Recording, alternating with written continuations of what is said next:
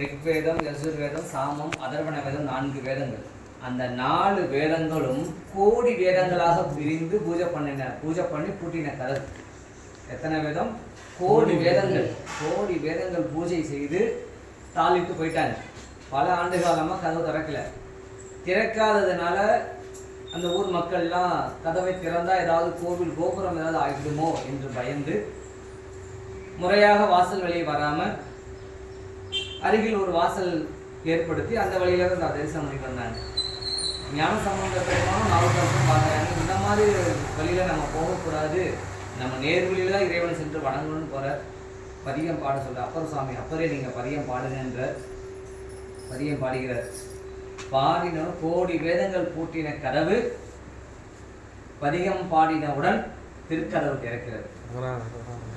அதன் பிறகு இந்த கதவு எல்லாரும் உள்ள தரிசனம் பண்ணி முடிச்சதுக்கப்புறம் அப்புறம் சொல்றார், பிள்ளையார் நீங்க திருக்கால கதவு சாத்திரத்துக்கும் பாடுகின்ற சாத்தினத்துக்கு ஞானசம்பந்தர் போற ஒரே பாட்டுல திருக்கதவு சாத்தப்படுகிறது. அப்பர் சாமி வருத்தம், இறைவன் திருவுள்ளத்தை நம்ம குறிப்பறியாம பண்ணிட்டோமோ அப்படின்ற வருத்தம், இறைவனை என்ன நம்ம புரிஞ்சுக்கலையோ, இறைவனை குறிப்பறிந்து செய்யாம விட்டோமோன்னு வருந்துகிறார். அப்ப இறைவன் திருவாயுமூர் இறைவன் கனவில் தோன்றி என் பின் தொடர்ந்து வா அப்படின்னு சொல்லி போறார். அங்கே இறைவன் காட்சி கொடுக்கிறார் அப்பர் பெருமானுக்கு. திருஞான சம்பந்தர் அப்பர் பெருமானை காணணும் என்று பின்னாடியே போறார். அப்பர் பெருமான் காட்சியை பிள்ளையார் காட்டுறார். பிள்ளையார் கண்ட காட்சியை அப்பர் பெருமான் பார்க்கிறார். இறைவனை பாடு அடியார் பரவ கண்டேன் என்று பதிகம் பாடுகிறார். இதெல்லாம் வணங்கிட்டு அங்கு மீண்டும் திருமறைக்காடு வராங்க. அருகில் உள்ள தலங்கள்லாம் வணங்கிக்கிட்டு திருமறைக்காட்டில் இருக்கும் பொழுது மதுரையம்பதியில் தமிழர்கள் ஆட்சி ரொம்ப இருக்கு அப்படின்னால அங்கே 2 பேர் சைவர்களாக இருக்காங்க, குலச்சிறையாரும் மங்கையர்கர செம்மியாரும். அப்போ அவங்க விஞ்ஞான சம்பந்த பெருமான் திருமறைக்காட்டில் இருக்கிற செய்தி கேட்டு அங்கே நம்ம அனுப்பிவிடுறாங்க. அவங்க 2 வருஷம் ஞான சம்பந்த பெருமான் வந்தால் நம்ம பாண்டி நாடு சைவம் தலைக்கும்னு சொல்லிட்டு அனுப்புகிறாங்க. வந்து வணங்கி விண்ணப்ப வைக்கிறாங்க. அப்போ அப்பர் சாமி சொல்றார், சமணர்கள் கொல்லாதவர்கள் பிள்ளாய் வேண்டாம், நீ குழந்தை, நீ அங்கே போக வேண்டாம், அவர்கள் பயங்கர அவ்வளவு கொடுமை உள்ளவங்க அவங்களாம், அதனால போக வேண்டாம்னு தடுக்கிறாங்க. அப்போ பிள்ளையார் சொல்றார், 2 அடியார்களுக்காக நம்ம போகணும், அதனால அப்பர் பெருமான் நீங்க கவலைப்படாதீங்க, உங்கள் ஆணை வண்ணம் உங்களுடைய அருளால நான் போயிட்டு சமணர்களை ஒழித்து விட்டு வருகிறேன், இது உங்களுடைய ஆணை, நீங்க இங்கேயே இருங்க, நான் முடிச்சுட்டு அந்த 2 அடியார்களுக்காக இருவருக்காக போயிட்டு மனம் கொண்டிருக்கிறேன், உங்கள் ஆணைப்படி நான் செய்துட்டு வருகிறேன் அப்படின்னு சொல்லிட்டு போகிறார். அப்பர் பெருமான் பல தலங்கள் அங்கிருந்து வணங்கிட்டு திருவீழிமலை பெருமானை தரிசனம் செய்யணும் அப்படின்னு சொல்லிட்டு வருகிறார். வர வழியில் நிறைய தலங்களை வணங்கி கொண்டு திருவீழிமலை வருகிறார். திருவீழிமலை வணங்கி திருப்பி தலையாத்திரையாக வடதிசை நோக்கி போகிறார். ஒவ்வொரு தலங்களாக வணங்கி கொண்டு திரு அண்ணாமலையை வந்து சேர்கிறார். திரு அண்ணாமலையை வணங்கி அங்கு மலை வளம் வந்து மலையையும் அண்ணாமலையாரையும் வணங்கி பதிகம் பாடி முக்தியின் விருப்பத்தை, முக்தின்னு சொல்லுவாங்களே அந்த மோட்சத்தின் விருப்பத்தை அவர் பெறுகிறார். வடதிசை நம் தலையாத்திரை மேற்கொள்ளும்னு சொல்லிட்டு ஒவ்வொரு தலையாத்திரையாக மேற்கொண்டு வரார். வரும்போது திரு எறும்பியூர், திருச்சிராப்பள்ளி, திரு ஆனைக்கா எல்லாம் செய்து திரு பைஞ்சீலியில் வருகிறார். பைஞ்சீலியில் வந்தோன்னா பைஞ்சீலி இறைவனை பார்க்கணுன்ற ஆர்வத்தில் வேகமாக போகிறார். அப்போ இறைவன் என்ன பண்ணார், அப்பர் பெருமான் பசியோடு போகிறார். பசியை நீக்கி தாகத்தை நீக்கி இறைவனை பார்க்கணுன்ற ஆர்வத்தில் வேகமாக போகிறார்.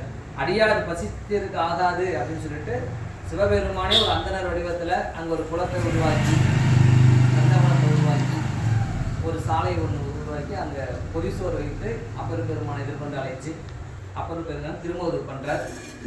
கடைப்பாடுறார், எங்கே போகிறீங்க, நான் திருப்பி பைஞ்சேரி பெருமானை பார்க்க போகிறேன், அப்படியே நானும் அங்கே தான் போகிறேன் அப்படின்னு அது அந்தனரும் கூட வருகிறார். கோவில் அருகில் வந்தோடனே சாமி மறைஞ்சிறார். வந்தவர் இறைவன் என்று உணர்ந்து பதிகங்கள் பாடி அங்கு உளவாரம் செய்து கொண்டு அங்கே இருக்கிறார். மீண்டும் அருகிலுள்ள தலங்கள் எல்லாம் வணங்கி கொண்டு திருவோத்தூர் வந்து வணங்குகிறார். அங்கே ஏதாவது நிறைய தலங்கள் வணங்கி காஞ்சி மாநகர் வருகிறார். அங்கே அடியார்களை எதிர்கொண்டு அழைக்க காஞ்சியில் இருக்க அருகில் இருக்க தலங்கள் எல்லாம் வணங்கி கொண்டு கடல் வழியா திருக்கழுக்குன்றம் தரிசனம் செய்து கடல் வழியா உள்ள திருவான்மியூர், மயிலாப்பூர் வந்து சாமியை வணங்கி அங்கிருந்து திருப்பி விடைபெற்று கொண்டு கடல் வழியாகவே கடற்கரை வழியாகவே பார்த்தீங்கன்னா திருவொற்றியூர் வருகிறார். இதோட போன வாரம் பார்த்தோம். திருவொற்றியூர் வந்து அங்கே அப்பர் பெருமான் வருகிறார் அப்படின்னு உடனே அங்கு உள்ள அடியார்கள்லாம் வீதிகள் தோறும் தோரணம் கட்டுறாங்க. இப்போ நம்ம தென்னம்பூரத்தில் பூ மாதிரி பின்னல் போடுவோம் இல்லையா, அந்த தென்னம்பூரத்தில் மாந்தோரணை வெண்கொடி எல்லாம் ஏற்றி நிறைய வீட்டுக்கு வீடு எல்லாம் பார்த்தீங்கன்னா கும்பம் பூர்ண கும்பம் ஏந்துறாங்க, தீபம் ஏந்துறாங்க. இப்படி எல்லாம் பொழுது பூக்களை தூவி வீதோறும் பூக்களை தூவி அப்பர் பெருமானை எதிர்கொண்டு அழைக்கிறாங்க. அடியாரோட ஒன்று போகிறார். கோபுரத்துக்கு திருவொற்றியூரில் இருக்கும் இறைவன் முன்னாடி வணங்கி கோபுரத்தை வணங்கி அடியாரோட உள்ள கோயில் போகிறார். சாமி வணங்கி அங்கே திருப்பதிகங்கள் திருக்குறுந்தொகை தாண்டகம் தேரிசின்னு நிறைய பதிகங்கள் பாடுகிறார். பாடி திருவொற்றியூரில் இருக்கிறார். அங்கே இருக்கும் பொழுது சரி பக்கத்தில் இருக்க தலங்கள்லாம் போகலாம் அப்படின்னு சொல்லிட்டு பெருமானை விடை பெற முடியாமல் விடை பெற்று கொண்டு வருகிறார். திரு பாசூர் என்ற தலம் வந்து அங்கே இறைவன் அங்கே திருப்பதிகங்கள் பாடுகிறார். பாசூரில் திருக்குறுந்தொகை திருநேரிசை திரு தாண்டகம் முதலான பதிகங்களை பாடி அங்கிருந்து வணங்கி கொண்டு பிரியா விடை கொண்டு சாமிட்டு புரிய முடியல, இருந்தாலும் பிரியா விடை கொண்டு வந்திருந்தது திரு ஆலங்காட்டினை வருகிறார். அங்கே பார்த்தீங்கன்னா ஆலங்காடு ஒன்று, ஆலங்காட்டுக்கு அடுத்து பார்த்தீங்கன்னா பழையனூர் என்ற ஊர். இரண்டும் சேர்ந்து ஒரே தலம் தான். ஏன் பழையனூர் திருவாலங்காடுன்னு ரெண்டாக சொல்கிறாங்க அப்படின்னா, பழையனூரில் பார்த்தீங்கன்னா வேளாளர்கள் 70 பேர் தர்ம நெறிப்படி வாழ்ந்தவர்கள். பெரிய வரலாறு நல்ல நிறைய போவோம். அங்கே 70 பேர் வேளாளர்கள் தர்மப்படி வாழ்ந்தவங்க. அவங்க என்ன பண்ணுறாங்க,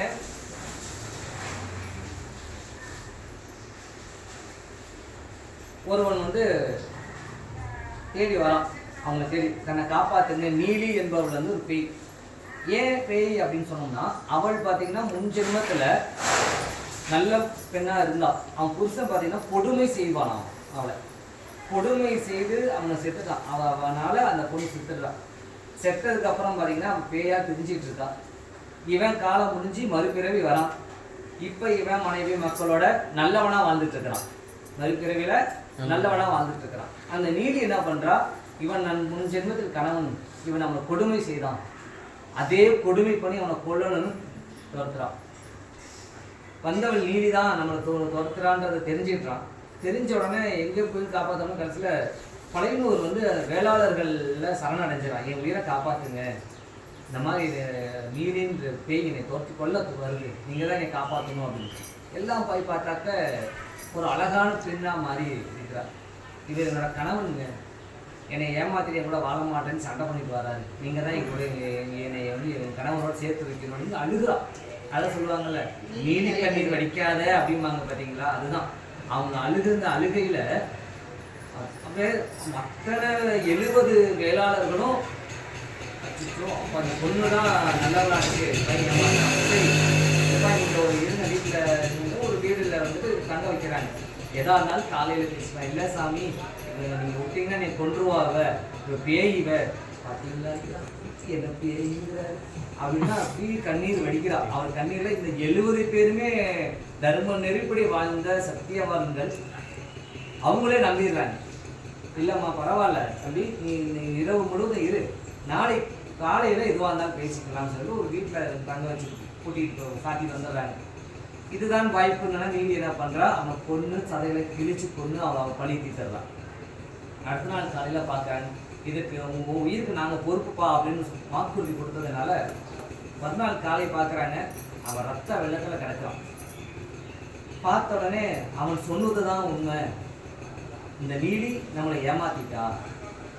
அதான் சொல்லுவாங்க, தொட்டதுக்கெல்லாம் அழுதா அப்படின்னா அந்த குடும்பம் உட்படாது. இது உண்மை, தொட்டதுக்கெல்லாம் அழுவக்கூடாது, நீலி கண்ணீர் வடிக்கக்கூடாது.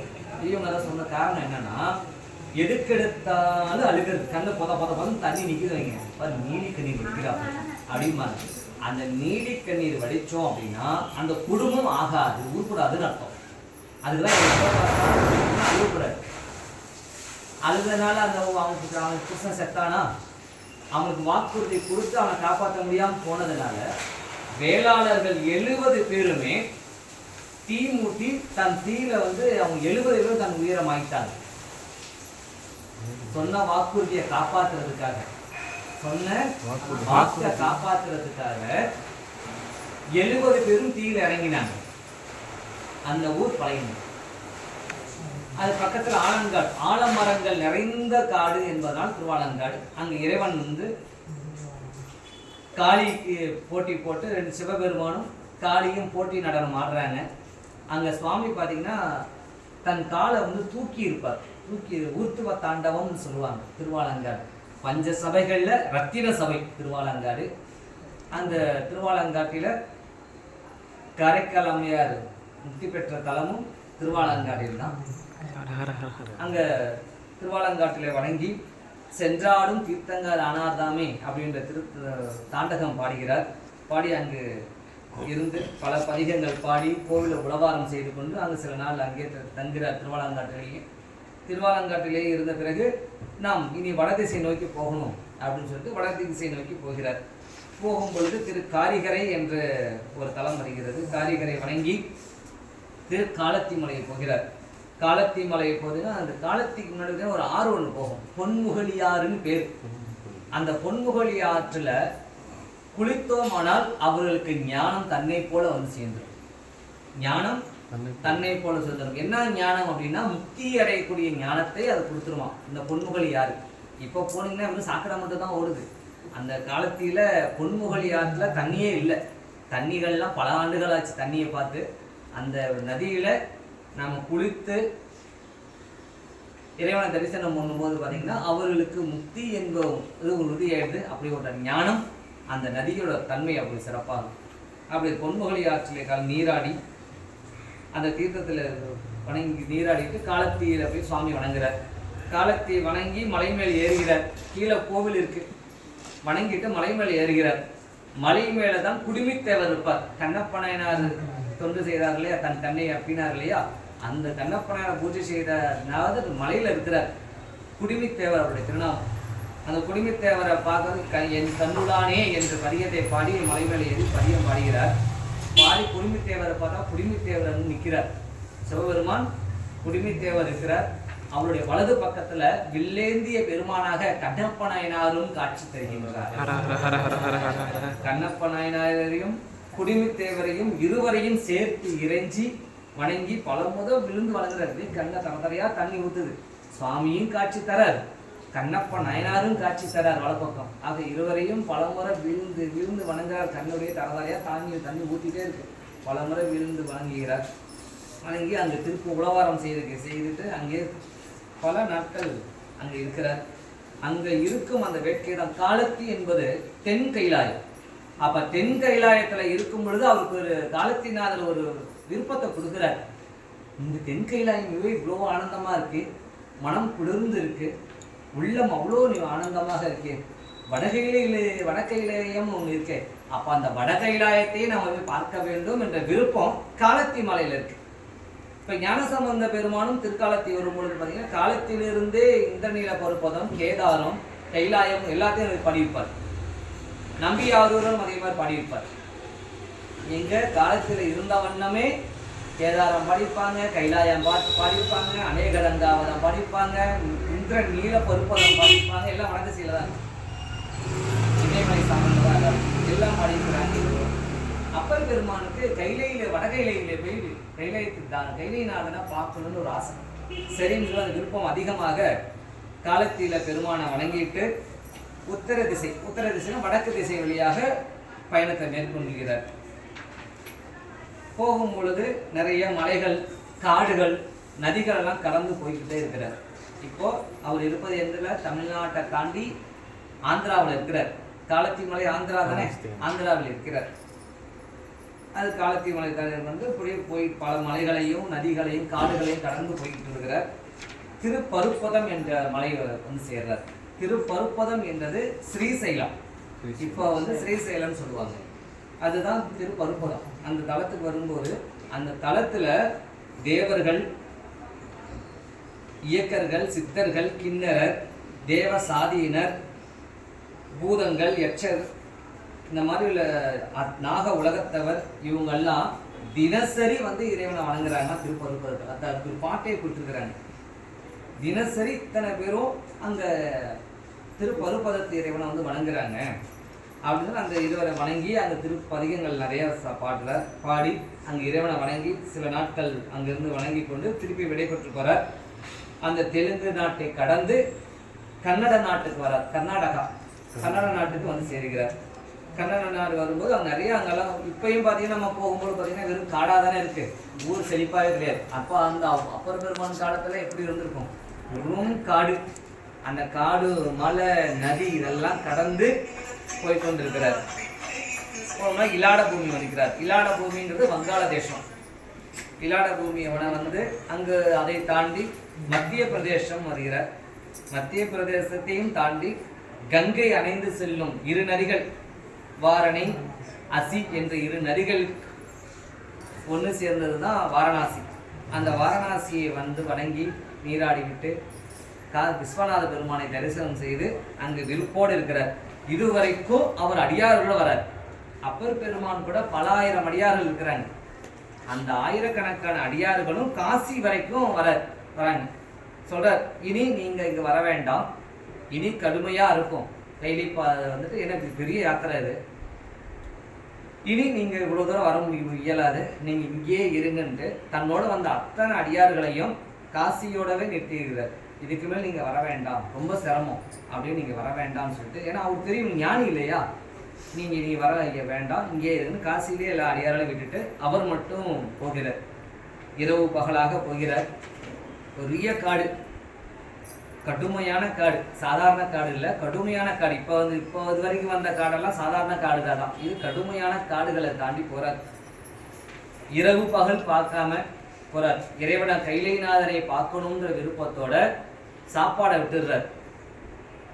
ஏதாவது கிழங்கு பழங்கள்லாம் கிடைக்குமா அதையும் விட்டுடுறார். கீரை ஏதாவது பச்சிலைகள் கிடைக்குமா எதையுமே வேண்டாம், இறைவனை மட்டுமே பார்க்கணும்னு சொல்லிட்டு அனைத்தையும் விட்டுட்டு இறைவனை பார்க்கணுன்ற நோக்கத்துல இரவு பகலாக நடந்து போயிட்டே இருக்கிறார். இரவு பகலாக நடந்து போறார். அந்த காட்டுக்குள்ள போகும்போது கொடிய மிருகங்கள்லாம் அவரை பார்த்து பயந்து போகுதான். அப்பர் பெருமானை பார்த்த உடனே புலிகளும் சிறுத்தை சிங்கமும் எவ்வளோ கொடிய விலங்குகளும் அவரை பார்த்த உடனே அஞ்சு பயந்து அவருக்கு அங்க போயிடலாம். இரவு பகலாக போறதுனால இரவெல்லாம் காடை தாண்டி போகும்போது அங்குள்ள விஷம் கக்கும் நாகங்கள் எல்லாம் தன்னோட மாணிக்க ரத்தினத்தை வாயில் கப்பிக்கொண்டு அப்பர் பெருமானுக்கு விளக்கு பிடிச்சதாமா பதில் எடுக்கும். நாகங்கள் விஷம் கக்கும் காடுகள் இருக்கிறாங்க. பொதுவாக நாங்கள் காட்டுல இருக்கிற நாகம் எப்படி இருக்கும், கடுமையான காடுன்னு பொழுது நாகங்கள்ல தன் மாணிக்க கற்களால விளக்கு எடுத்ததாமா அப்பர் வழியில் எடுக்கும். அப்ப இரவு முழுவதுமே பகல் போல அவர் வெளிச்சமாக இருந்தது. அப்போ போயிட்டே இருக்கிறார். பகல் சூரியன் இருக்கிறார், வெளிச்சத்துல அவர் பாரு அப்படி பகலும் இரவுமாக போய்கொண்டே இருக்கிறார்.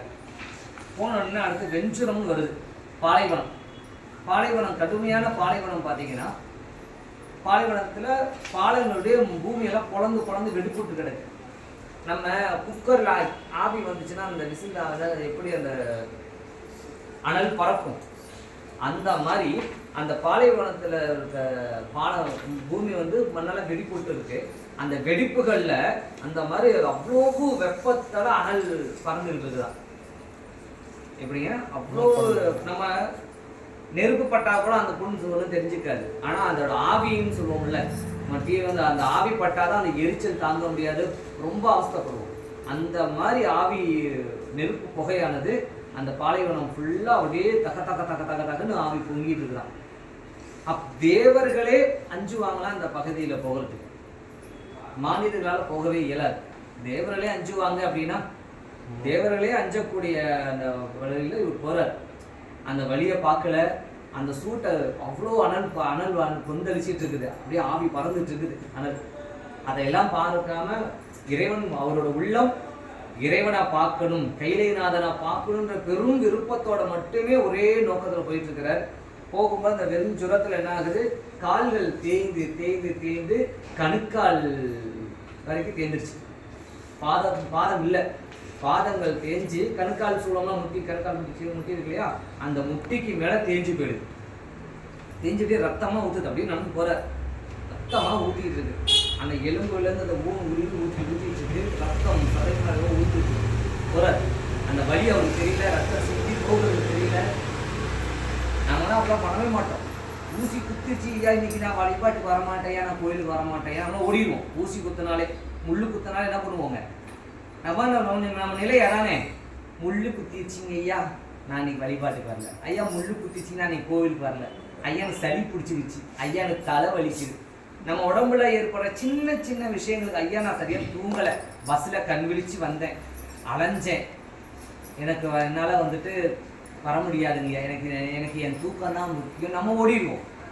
ஆனால் அப்புறம் பேரும் நான் நினைக்கலையே, கைலைநாதனை காண வேண்டும் நோக்கத்தில் காலே போயிடுச்சு. அப்புறம் நம்ம இந்த குரங்கு நடப்போம் சொல்லுங்க, கையில் நடப்போம், உடம்பை தூக்கி இருக்கும், இப்படி நடப்போம். அப்படி நடந்து போகிறார். அப்படி நடந்து போக போக போக என்ன ஆகுது, கைகள் சேர்ந்து இங்கே மணிக்கட்டு அளவு கை தேஞ்சு போச்சு.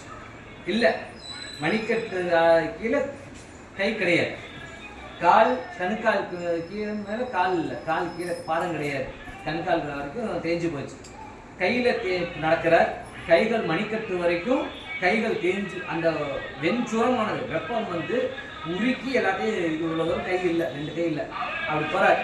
அதுக்கப்புறம் அவர் முடியல, விழுந்து நெஞ்சால நம்ம கொலை கை நம்ம குப்பரை விட்டாக்க தவழ்ந்து போகிறாங்க இல்லையா, அந்த மாதிரி தவழ்ந்து தவழ்ந்து இறைவனை பார்க்க போகிறார். தவழ்ந்து போக அந்த நெஞ்சுரை ஆகிறாங்க, நெஞ்சு எலும்பெல்லாம் முறிஞ்சு அப்படியே விரிஞ்சுக்கிட்டான். விழா எலும்புகள் இப்படி இருக்க இந்த விழா அப்படி முறிஞ்சுக்கிச்சு, தேய்ந்து இந்த எலும்புகளை வெளியில் தெரியுது, அப்படியே முறிஞ்சு போச்சு எலும்புகள். அப்பையும் போகிறார், கைலைநாதனை பார்க்கணும் சொல்லிட்டு. அடுத்து என்ன பண்ணுறார், கால் போச்சு, கை போச்சு, எலும்புகள்லாம் விழா எலும்புகளும் முறிஞ்சிருச்சு. இனி என்ன பண்ண, இனி அவரால் முடியாததுனால புரண்டு புரண்டு போகிறார், புரண்டு புரண்டு புரண்டு. அப்போ அந்த நிலையிலையும் அவர் உள்ளத்துல காலத்திலிருந்து புறப்படும் பொழுது எந்த ஒரு அன்பு கைலைநாதனை பார்க்கணும்னு சொல்லி போனாரோ அதுல ஒரு நூலளவு அவர் குறையல. அவரோட வலி அவருக்கு தெரியல. தன் உடம்பெல்லாம் சதையெல்லாம் வெந்து போய் சதையா வெந்து போய் கிடக்குது. சதைகள்லாம் அந்த வெந்துறதுல வெந்து, அதெல்லாம் வெந்து புண்ணாகி சதையெல்லாம் பிச்சு கொட்டு. அதையெல்லாம் தாண்டி புரண்டு போகிறார். இனி அவரால் முடியல. ஏன்னா எல்லா உடம்பு தசை பகுதியெல்லாம் வெந்துருச்சு, எல்லாம் சதையா பிஞ்சிருச்சு. உடம்பு அந்த அளவுக்கு இதாயிட்டு. என்ன பண்றது, அந்த அளவு அப்படியே இருக்கிறார். அவர் உள்ள மட்டும் இறைவனை பார்க்கணுன்ற ஆசையோட மட்டும் இருக்கிறார். அப்ப இறைவன் ஒரு அந்த ஒரு முனிவர் வேடத்துல வர, காவி மரவுடியிலும் காவி உடைய தெரிந்து வரும்போதே ஒரு நதியை கொண்டு வரார். அதை ஆகாயத்தில் நிறுத்தி வச்சுட்டு வரார். அந்த நேரத்திலே சுவாமி பாருங்க பரிச்சை வைக்க வரார். அவருடைய உள்ளத்தின் உரைப்பை எல்லாத்துக்கும் தெரியப்படுத்தணும் அப்படின்ற விருப்பத்தோட முனிவராக வரார். வந்த உடனே எப்பா கேட்கிறார், எப்பா இந்த வருத்தி உடம்பெல்லாம் அப்படி தசைகள்லாம் சிந்தி கிடக்கு, இப்படி வருந்தி இந்த இந்த வெப்பமான காட்டுக்கு நீ ஏன் வரணும், என்ன காரணம் அப்படின்னு கேட்குறார். அப்போ அப்பர் வாகீச பெருமான் சொல்கிறார், முனிவரே கைலையில் இருக்கும் பெருமான் மலைமகளோடு இருக்கிறார் இல்லையா, அவர் மலைமகளோடு கைலையில் இருக்கும் அந்த கோலத்தை பார்க்கணுன்ற விருப்போட நாங்கள் வந்தேன் முனிவரே அப்படின்னு சொல்கிறார். இந்த உலக மக்கள், உலகத்தில் உள்ள பாமர மக்கள் இந்த மலைக்கு வந்து கைலையில வணங்குவது என்பது அரிது. உலகத்தில் உள்ள எல்லாருமே கைலைக்கு வந்து இறைவனை பார்க்கணுங்கிறது அரிது. தேவர்கள் கூட இங்க வர அஞ்சுவாங்க. மானிடர்களால இது அரிது. இந்த வெஞ்சுறது என்ன பண்ண போற, வந்த வழியே திரும்பி போ, மீளும் இதுதான் உனக்கு நல்லது, வந்த வழியை பார்த்துட்டு நீ போ அப்படிங்கிறார் இறைவன். சொல்றார், ஆளும் நாயகன் என்னை ஆளும் இறைவன் கையில் இருக்கும் அந்த திருக்காட்சியை பார்க்காம அழிந்து போகும் இந்த உடலை கொண்டு நான் மீண்டு போக மாட்டேங்கிறார். ஆளும் என்னை ஆட்கொண்ட இறைவன் கையில இருக்கிறார், அவரை நான் பார்க்காம அழிந்து போகக்கூடிய இந்த உடல் வச்சுக்கிட்டு நான் மீண்டு போக மாட்டேன். அவரோட உரைப்பை பார்த்தோட சாமி சொல்றார், ஓங்கு நாவினுக்கு அரசனே எழுந்திரீர் அப்படிங்கிறார். அப்படியே அவர் எப்படி பொலிவோட இருந்தாரோ அப்படி தேஜஸோட அப்படியே பல மடங்கு தேஜஸோட நாவுக்கரசோட எழுந்திருக்கிறார். எழுந்திருக்கிறார். எழுந்தாருன்னா சாமி மறைஞ்சிடுறாரு. அப்பதான் சொல்றாரு, அண்ணலே என்னை ஆண்டு கொண்டார் இல்லையா அமுதே, விண்ணிலே மறைந்தருள் புரிந்த வேதநாயகனே, கண்ணினால் திருக்கையிலில் இருந்த நின் கோலம் நன்னி நான் தொல நயந்தருள் புரியும். இவ்வளோ பாருங்க, பெருமானே என் ஆட்கொண்டருளி அமுதே, மறைந்து விண்ணில மறைந்தார் இல்லையா, விண்ணில மறைந்து தேவனுக்கெல்லாம் மறைந்த பெருமானே, கையிலையில நீங்கள் இருந்த இந்த கோலத்தை நான் பார்க்கணும், கண்ணை கொண்டு அது புரியுங்க பெருமானே அப்படின்னு சொல்லி வேண்டார். வேணுன்னே தேவர் பெருமான் வந்துட்டு அசிரி தேவர் சொல்கிறார், அந்த நதியை பூலோகத்தில் இறக்குறார். இப்போ அந்த நதி தான் பால் போல வெண்மை கொண்ட நதியாம். அவ்வளோ கண்ணாடி போல இருக்கும், இவ்வளோ புரியுது அந்த நதி. இந்த நதி பார்த்தீங்கன்னா இப்போ மானசரோவர் அப்படின்னு சொல்லுவாங்க. அந்த மானசரோவர் நதியை பூமியில் வச்சுட்டு இந்த நதியில் மூழ்கி, ஏன் அப்போ சுவாமி நினைச்சா மூழ்கின உடனே கைலை காட்சியை கொடுத்து கைலைக்கு அழைச்சின்னு போயிருக்கலாம். நாமெல்லாம் உயிர்படையணும்னு பொருட்டு, நாமெல்லாம் உயிர்படையணும், நற்கதி அடையணும். ஏன்னா இதுக்கப்புறம் தான் ஒரு பாடின பதிகங்கள் நிறைய திருவிருத்தங்கள், திரு குறுந்தொகைகள், நேரிசைகள், தாண்டகங்கள், திரு அங்கமாலை, இதெல்லாம் நம்ம இனிமேதான் பாடினார். அந்த பதிகங்கள்லாம் நாம உயிர்படைய வேண்டும்ன்ற ஒரே காரணத்துக்காக கருணை கொண்டு இறைவன் நாவுக்கரசரை ஐயா 5 ஆறுகள் பாயக்கூடிய திருவையாற்றிலே இருக்கான் அப்படின்னு சொல்லி மறைகிறார். சாமி அப்படியே கையிலே அழைச்சிட்டு போயிருந்திருக்கலாம். அப்படியேப்பட்ட பெருமுனிவர் ஆயிட்டு அழைச்சிட்டு போயிருக்கலாம். நம்மளாம் உயிர்படையணும், நமக்காக மட்டுமே தான். அப்ப சுவாமி எத்தனை கருணை உள்ளம் கொண்டவர். நாவுக்கரசர் இந்த வேலை சோதித்து அவரை திருப்பி இந்த பதிகம் பாடணும், அந்த பதிகத்தால் அன்பர்கள் உயிர்படையணுன்ற ஒரே காரணத்துக்காக நம் பொருட்டு கருணை கொண்டு இறைவன் நாவுக்கரசரை திருப்பி திருவையாற்றிலே, எங்க மானசரோவரில் அங்க கையிலையில மூழ்கின பெருமான் திருவையாற்றில் 5 ஆறுகள் பாயக்கூடிய திருவையாறுக்கு ஒரு குளத்துல எழுந்திருக்கிறார். இறைவன் வேற்றாகி விண்ணாகி நின்றாகி போற்றி பதியத்தை பாடி இறைவனுக்கு 5 எழுத்தை ஓதி அங்க நதியில் மூழ்கிறார். திருவையாற்றிலே ஒரு குளத்தில தோன்றுகிறார், உலகெல்லாம் உய்வடைவதற்காக. அங்கு எழுந்திருக்கிற குளத்துல எழுந்திருக்கிறார். எழுந்த உடனே அங்கு எல்லாமே சிவமும் சக்தியுமாக காட்சி தருகிறது. எல்லாமே ஒரு 2 பறவையை பார்க்க, எப்போ எல்லாமே ஜோடி ஜோடியா தான் போகுது. 2 பறவை பார்த்தா ஜோடியா போகுது, மயில் 2 ஜோடியா போகுது, கிளி போகுது ஒன்னா, புறா 2 போகுது, சேவல் 2 போகுது, சேவலும் கோழியுமாக, ஆடு 2 ஒன்னா போகுது, யானை 2 ஒன்னா போகுது, பசு 2 ஒன்னா போகுது, பசுவும் காளையுமா, எல்லாமே ஜோடி ஜோடியா போகுது. சிவமும் சக்தியுமாகவே அவருக்கு காட்சி இருக்கிறான். குளத்துல இருந்து மேலே பண்றேன்.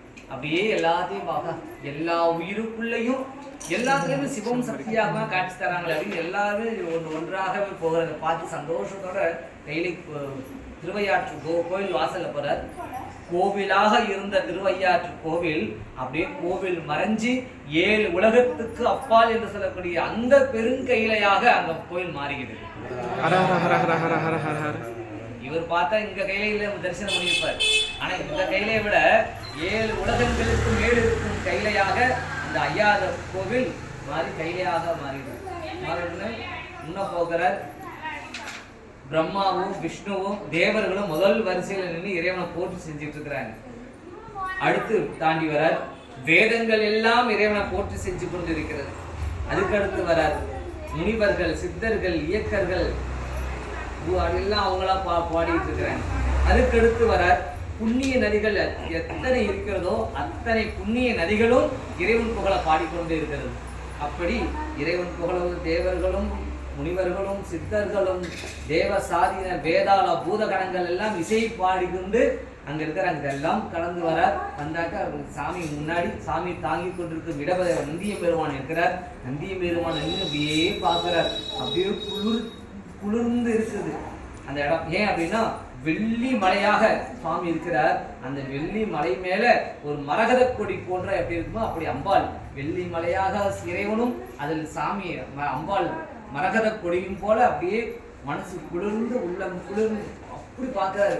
பார்த்துட்டு விழுந்து விழுந்து வணங்குறாரு, எந்திரிக்கிறார். அப்படியே கண்ட தரதரையா தண்ணி ஊத்துது. விழுந்து விழுந்து பலமுறை எழுந்து வணங்குறார். அங்க நடந்ததை அவர் மட்டுமே அதை உணர முடியும். வேறு யாராலையும் அங்க தொண்டனாருக்கு நடந்தது யாருக்குமே தெரியாது. எப்படி அந்த திருக்காட்சி இருக்கும். முனிவர்கள் வணங்குறாங்க, சித்தர்கள் இருக்கிறாங்க, தேவசாதிகள் இருக்கிறாங்க, புண்ணிய நதிகள் எல்லாம் இருக்குது, பிரம்மா விஷ்ணு தேவர் இருக்கிறாங்க, சிவனடியார்கள் கூடியிருக்கிறாங்க, பூதகணங்கள் கூடியிருக்கு, கணநாதர்கள் இருக்குது. அத்தனை வெறும் இறைவனை போற்றி செய்து இதெல்லாம் கடந்து அப்பர் பெருமான் போயிட்டு அதெல்லாம் தாண்டி போனாக்க நந்திய பெருமானுக்கு அருகில் சாமி இப்படியே வெள்ளி பனி மேலே அம்பாள் மரகத கொடியோடு இருக்கிறார். இந்த பாடலை இறைவன் முன்கூடிய பாடலாக குறிச்சு கொள்ளுங்க. 379வது பாடல் வெள்ளி வெப்பம் 379வது பாடல் இறைவன் முன்னாடி நாம பாட வேண்டிய பாடல். இறைவன் ஒன்று கேட்கலாம், அது இதுக்கு முன்னாடி ஒன்று இருக்கு பாட்டு 368வது பாட்டு. அதை சாமிகிட்ட நம்ம கேட்கலாம். பெருமானே கையில இருந்த கோலத்தை அப்பர் பெருமானை காட்டினீங்க. நம்ம நினைக்கலாம், அப்பர் பெருமான கையிலே காட்சியை காட்டிங்க பெருமானே, எங்களுக்கும் அந்த கையிலே காட்சியில அம்மையோடு இருக்கிற காட்சி எங்களுக்கும் கொடுக்கணும்னு சொல்லி இந்த பாடலையும் இறைவனும் பாடக்கூடிய பாடலாகவும் 368வது பாடலும் 379வது பாடலும் இந்த இரண்டு பாடலும் இறைவன் முன்னாடி பாடக்கூடிய பாடலாக. அப்படி திருக்கையிலே காட்சியை பார்த்து முடிச்சது பார்த்தீங்கன்னா திருப்பி சில நேரத்தில் கோவிலாக மாறிடுது. கைலாயமாக இருந்தது கோவிலாக மாறிடுது. மாறினதுக்கப்புறம் இறைவனுடைய கருணையை நினைச்சு பல முறை விழுந்து வணங்கி நிறைய திருப்பதிகங்கள் பாடுகிறார். போற்றி தாண்டகம் பாடுகிறார். அங்கே பாடின பதிகம் நிறையா இருக்கும். ஒரு பதிகத்தில் 20 பாட்டு உள்ளது இருக்குது, 30 பாட்டு உள்ளது இருக்குது. திருவையாற்றில் மட்டும்தான், வேற எங்கேயும் இத்தனை பாட்டு பாடல. ஒரு பதிகத்தில் 30 பாட்டு, திருவிருத்தத்தில் 30 பாட்டு இருக்கு, திருநேரிசை 20 பாட்டு இருக்கு, குறுந்தொகை 20 பாட்டு இருக்கு. இந்த மாதிரி 20 பாடல் கொண்ட பதிகங்கள்லாம் இருக்கு. 20 பாட்டு 30 பாட்டு உள்ள பதிகங்கள்லாம் பாடுகிறார். பாடி அங்கே இறைவனை பல முறை வணங்கி அங்கேயே உலவாரம் செய்து பல நாட்கள் அங்கேயே கையிலே இருக்கிறார். திருவையாற்றிலேயே இருந்து அங்கே சாமியை வணங்கி பாடுகிறார். அப்போதான் அங்கே கோவிலாக மாறினதுக்கப்புறம் அவர் கண்ட காட்சியெல்லாம் குளத்திலேருந்து எந்திரிச்சதுக்கப்புறம் அவர் வந்த காட்சிகள் இதெல்லாம் பாரு. மாதரி பிறை கன்னியானை மலையான் மகளோடும் பாடி என்று. ஏன்னா அந்த சராசரமாக இந்த அங்கே என்னென்னலாம் காட்சி தந்ததோ எல்லாமே சிவமும் சக்தியுமாக காட்சி கொடுத்தது. இதை நான் ஐயாற்றில் கண்டேன் அப்படின்னு சொல்லிட்டு பாடுகிறார். பாடி நிறைய திருப்பதிகள் பாடி அங்கேயே இருக்கிறார். அங்கே இருக்கும்போது பக்கத்தில் இருக்கிற நெய்த்தானம், திருமலபாடி இந்த தலங்களெல்லாம் வணங்கி கொண்டு திருப்பூந்துருத்தியை செய்கிறார்.